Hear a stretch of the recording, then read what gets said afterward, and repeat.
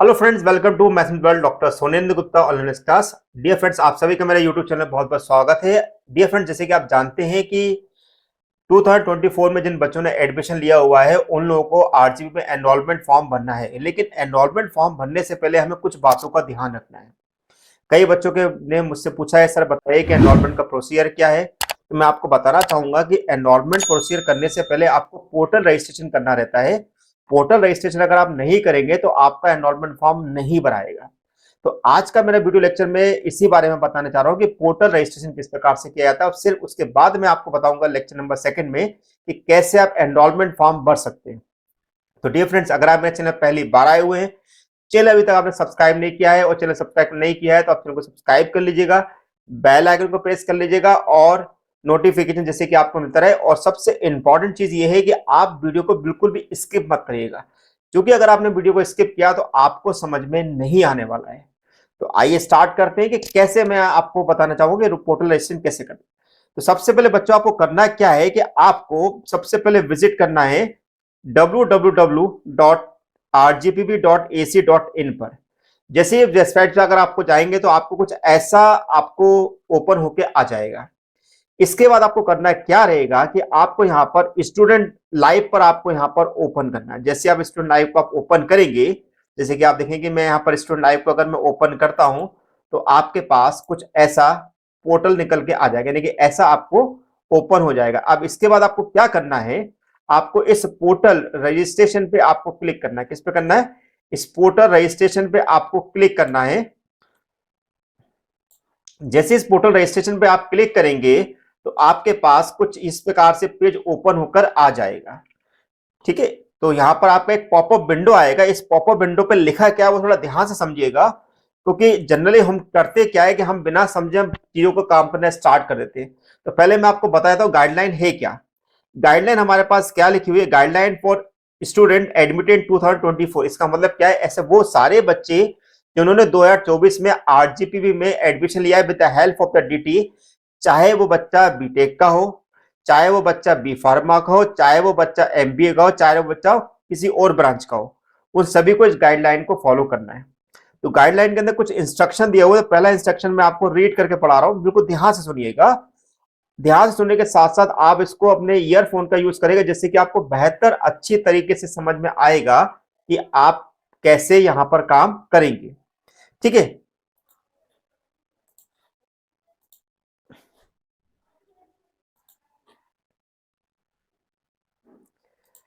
तो please note the portal registration is required to access the portal service only. यानी कि जब आप पोर्टल पर रजिस्ट्रेशन करेंगे तो इसका मतलब ये होता है जो पोर्टल का एक्सेस है वो आपको मिल जाएगा। However, university enrollment is a separate and mandatory process to officially register yourself in the course you are studying at the university.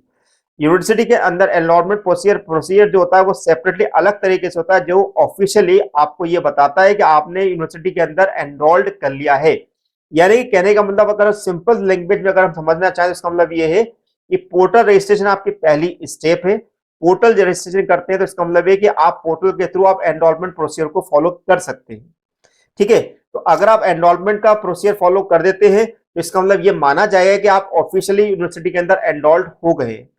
Point number 2 में लिखा हुआ है, it is essential to ensure that you you have submitted your enrolment form after complete the portal registration process. यानी कि जब आप, ये बहुत जरूरी है कि जब आप एनरोलमेंट का प्रोसीजर कंप्लीट कर दें तो ये एनरोलमेंट फॉर्म जो है पोर्टल रजिस्ट्रेशन कर दे तो ये आपको पोर्टल रजिस्ट्रेशन के थ्रू सबमिट करना रहता है। तो इसका बहुत इंपॉर्टेंट ध्यान रखना है। Failure to submit the enrolment form will result in the not being recognised an enrolment student of the university. यदि आपका किसी भी कारणवश आपका एनरोलमेंट फॉर्म सबमिट नहीं हो पाता है या फेल हो जाता है तो यह माना जाएगा कि आपने एडमिशन का प्रोसेस कंप्लीट नहीं किया और आपका एडमिशन कैंसिल किया भी जा सकता है। इसी को और मैंने यहां पर हिंदी में भी इसको ट्रांसलेट कर दिया है तो आपको समझने में ज्यादा आसानी होगी। तो क्या है वो? पहला पॉइंट हमारे पास है, कृपया ध्यान दें, पोर्टल सेवा का उपयोग करने के लिए पोर्टल पंजीकरण आवश्यक है। हालांकि विश्वविद्यालय में नामांकन एक अलग और अनिवार्य प्रक्रिया है जिसके माध्यम से आप अपने अध्ययन के पाठ्यक्रम में आधिकारिक रूप से पंजीकृत हो सकते हैं, यानी कि ऑफिशियल रूप से आप रजिस्ट्रेशन आपका हो जाएगा।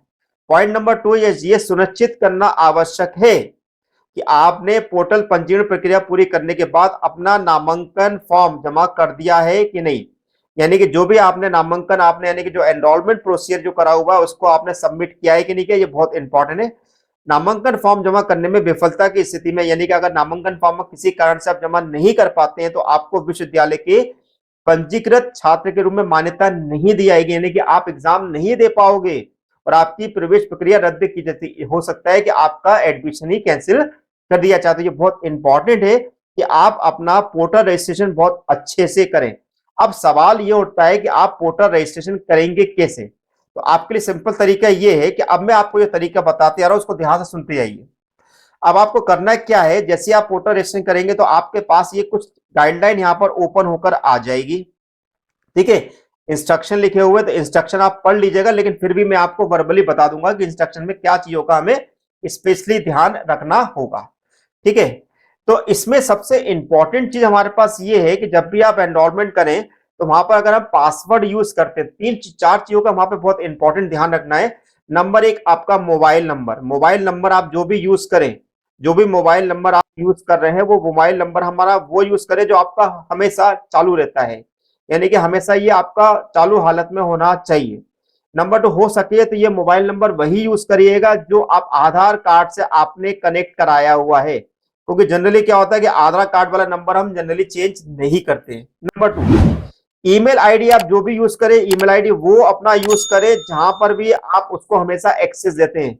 ऑलवेज जिसका आप एक्सेस यूज करते हैं, यानी कि ऑलवेज जिसको आप यूज करते हैं वो ईमेल आईडी आप यहां पर दीजिएगा। नंबर 3, जो भी आप पासवर्ड यहां पर बनाए वो पासवर्ड इस प्रकार से बनाइएगा जिसको आप आसानी से याद कर सकते हो। तो जनरली मैं जो पासवर्ड मैं आपको रिकमेंड करता हूं, तो ये मैं रिकमेंड करता हूं कि मान लो अगर आपके पास आपका नाम है अविनाश, ठीक है, क्या नाम है आपका? अविनाश। तो अविनाश में आप पहले लेटर ए को कैपिटल लिखे, फिर अपने 3 लेटर को आप यूज करें और फिर @ या हैश जो भी आप यूज करना चाहें। और मान लो अगर आपकी डेट ऑफ बर्थ जो है, मान लो आपकी डेट ऑफ बर्थ है 21/09/2007, तो आप इनमें से कोई भी 4 डिजिट अपने यूज कर लीजिए। मान लो आपने लिखा अविनाश और 2007 आपने यूज कर लिया। तो ऐसे अगर आप पासवर्ड बनाते हैं तो आपको हमेशा याद रहेगा और आप कभी भूलेंगे नहीं। तो अगर इन बातों का अगर आप ध्यान रखते हैं तो हमेशा आपको कोई भी दिक्कत नहीं आने वाली है। इसके अलावा आपके पास आपका फोटोग्राफ होना चाहिए जिसका साइज जो होगा 100x100 का होगा, और आपको आपके सिग्नेचर होंगे जिसका साइज हमेशा 23x70 का होगा। इन 5 चीजों का अगर आप ध्यान अगर अपने पास रखते हैं तो ही आप पोर्टल रजिस्ट्रेशन की तरफ काम कर पाएंगे। अब पोर्टल रजिस्ट्रेशन करते समय करना है क्या है कि आपको यहाँ पर चूज एडमिशन ईयर चूज करना है। जैसे कि यहाँ पर आपको 2024 दिखाई दे रहा है, ठीक है। जैसे अब 2024 अगर आप यहाँ पर देखते हैं तो उसके बाद आप क्या करेंगे, आप यहाँ पर इसको स्क्रॉल करेंगे और उसके बाद आप यहाँ पर अपना ब्रांच चूज करेंगे। आप देखेंगे यहाँ पर आपको कौन कौन सी ब्रांच दिखाई दे रही है। आपको यहाँ पे ब्रांच दिखाई दे रही है, बीटेक दिखाई दे रही है, एमआर्क दिखाई दे रही है, एमई दिखाई दे रही है, एमटेक दिखाई दे रही है, एमबी दिखाई दे रही है, बीआर। तो ऑब्वियसली अगर आप बीटेक के स्टूडेंट तो बीटेक चॉइस करिए, अगर आप एमटेक के स्टूडेंट एमटेक चॉइस करिए, एमई है तो एमई करिए, जो भी आपकी ब्रांच हो वो आप चूज कर लीजिए। जैसे कि मान लो आप अगर बीटेक के स्टूडेंट है, अब सवाल उठता है कि आप कौन से कॉलेज के हैं। तो अगर मान लो अगर आप ओरिएंटल ग्रुप ऑफ इंस्टीट्यूट यानी कि ओरिएंटल कॉलेज ऑफ टेक्नोलॉजी के बच्चे यानी कि OIST के बच्चे हैं, तो आपको चूज करना है 0105। ये आपके कॉलेज का कोड है, ये आपके क्या है, कॉलेज का कोड है, क्या है, कॉलेज का कोड है, ठीक है। अगर आप ओरिएंटल कॉलेज ऑफ टेक्नोलॉजी के बच्चे हैं यानी कि आप OCT के बच्चे हैं, तो आपको कॉलेज कोड यूज करना है 0126, ये आपका कॉलेज का कोड है। इसके बाद अगर मान लो अगर आप LNCT के बच्चे हैं तो आपको LNCT का कोड यूज करना है 0103। और अगर आप UIT के बच्चे हैं, UIT के बच्चे हैं तो आपको जो कोड यूज करना है वो आपको यूज करना है 002। जो भी आपका कोड यहाँ पे लिखा है स्कूल ऑफ इंफॉर्मेशन टेक्नोलॉजी है तो 002 यूज कर लीजिए। तो अब मान लीजिए मैं ये मान के चलता हूँ कि आप ओरिएंटल कॉलेज ऑफ टेक्नोलॉजी के बच्चे हैं, तो आपको कॉलेज यहाँ पर सर्च करना है 0126। तो आपको दिखाई देगा यहाँ पर 0126 को आप चूज कर लीजिएगा। यहाँ पर अपनी ब्रांच को सर्च करिए तो आप देखेंगे कि आपका अभी यहाँ पर नाम स्पेसिफाई नहीं हो रहा है। अगर आप सीएस के बच्चे हैं तो आपने सीएस के बच्चों को अगर सर्च किया तो आपका नाम यहाँ पे स्पेसिफाई नहीं हो रहा है। तो अभी चूंकि आपका डेटा वेरीफाइड नहीं हुआ है इसलिए आपको ये नाम दिखाई यहाँ पर नहीं दे रहा है। जैसे कॉलेज आपका डेटा वेरीफाई कर देता है तो अपनी एचओडी से पूछ लीजिएगा, तो वहां पर पता चल जाएगा आपका डेटा वेरीफाई हुआ है कि नहीं। जैसे डेटा आपका वेरीफाई हो जाएगा तो आपका नाम यहाँ पर डिस्प्ले होने लगेगा। अब यहाँ पर मैं एक एग्जांपल के तौर पे आपको बताना चाहूंगा कि आपका नाम डिस्प्ले कैसे होता है। मान लो आपने एलएनसीटी का चूज किया, देख लेते हैं कि उसका नाम डिस्प्ले हो रहा है कि, तो आपको देखिए यहाँ पे नाम डिस्प्ले होना स्टार्ट हो गया है, उनका नाम यहाँ पर डिस्प्ले हो गया है। मान लिया फॉर एग्जाम्पल कोई एक स्टूडेंट हमारे पास आदित्य सचन है जिसने हमारे पास ये डेटा हम उसका नाम लिखा हुआ, name, father name, mother name, gender और डेट ऑफ बर्थ लिखी है, तो ये डेटा वहां पे वेरीफाई होना स्टार्ट हो जाएगा। ठीक है, ऐसे अगर आप ओरिएंटल कॉलेज ऑफ टेक्नोलॉजी 015 का करते हैं तो देखिए क्या उनका नाम यहाँ पर वेरीफाई हो रहा है कि नहीं हो रहा है, क्या सिविल ब्रांच में हो रहा है कि नहीं, किसी का भी नाम अभी वहां पर वेरीफाई नहीं हो रहा, तो कोई सोचने वाली बात नहीं है। तो हम एग्जाम्पल लेके आपको बता रहे हैं कि कैसे हम यहाँ पर नाम वेरीफाई करते हैं। मान लीजिए कि आपने अपना नाम वेरीफाई कर लिया और आपका ये लिंक ओपन हो गया है, तो जैसे ये लिंक ओपन होगा तो आपको करना क्या है कि यहाँ पर अपने नाम वगैरह सब अच्छी तरह देख लेना है कि जो आपके नाम है वो सही है कि नहीं। तो जैसे मान लीजिए आपका नाम है देव आदित्य, जैसे मान लीजिए आपका फादर नेम लिखा होगा, मदर नेम लिखा होगा, डेट ऑफ बर्थ लिखी होगी, जेंडर लिखा होगा, कोर्स नेम लिखा होगा, इंस्टीट्यूट का नाम लिखा होगा। ठीक है, यहां पर अपना एड्रेस, अपना वही एड्रेस भरिएगा जो कि परमानेंट एड्रेस है। क्या है? परमानेंट एड्रेस आपको यहां भरना है। तो परमानेंट एड्रेस जो आप भरेंगे वही यहां पर ध्यान से लिखिए। अब लेकिन परमानेंट एड्रेस भरते समय हमें कुछ बातों का ध्यान रखना है कि आप अपना पूरा एड्रेस सही से भरिएगा। जैसे कि मान लो अगर आपका हाउस नंबर क्या है, ठीक है, हाउस नंबर क्या है, किस रोड पर आपका हाउस का नाम क्या है, साथ में आपका गली का नाम, गली कौन सी गली में रहते हैं, किस प्रकार से, तो पूरा फुल एड्रेस भरिएगा। क्यों फुल एड्रेस भरिएगा? क्योंकि ये वाला एड्रेस जो होता है केवल एक ही बार आपका दिखाता है, बार बार ये चेंज नहीं होता है।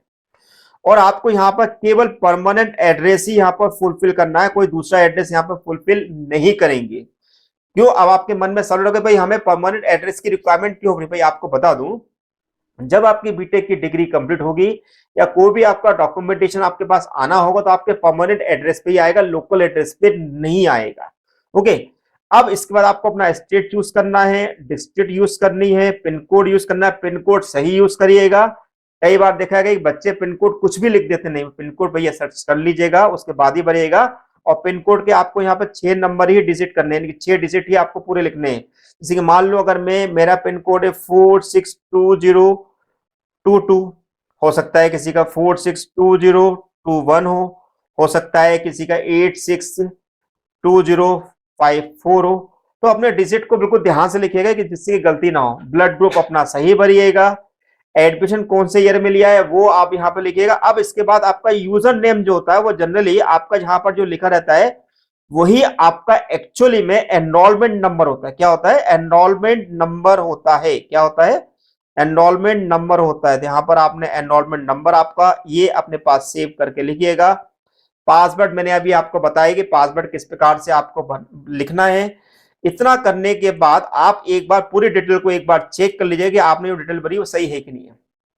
आपको इसको पोर्टल पे रजिस्ट्रेशन करने के लिए आपको अराउंड 260 रुपीज आपको पे करना रहेगा with the help of the payment mode. अब जो भी पेमेंट मोड आप यहाँ पर चूज करना चाहते हैं वो पेमेंट अपना यूज करिएगा और अपना डिटेल को बिल्कुल सही तरीके से भरिएगा। आपसे मेरी रिक्वेस्ट ये है कि आप खुद अपने हाथ से करिएगा, किसी एमपी ऑनलाइन के पास आपको जाने की जरूरत नहीं है, खुद अपने हाथ से आप कर सकते हैं। आप क्यूआर कोड के थ्रू पेमेंट कर सकते हैं, कोई भी घबराने की जरूरत नहीं है। बस एक बात का ध्यान है कि जहां से भी आप पेमेंट कर रहे हो उस पेमेंट के समय आपका मोबाइल जो है सही नेटवर्क में होना चाहिए, बीच में रुकना नहीं चाहिए। तो डियर फ्रेंड्स, आपको मेरा वीडियो लेक्चर कैसा लगा है मुझे बताइएगा, लेक्चर के कमेंट बॉक्स में बताइएगा।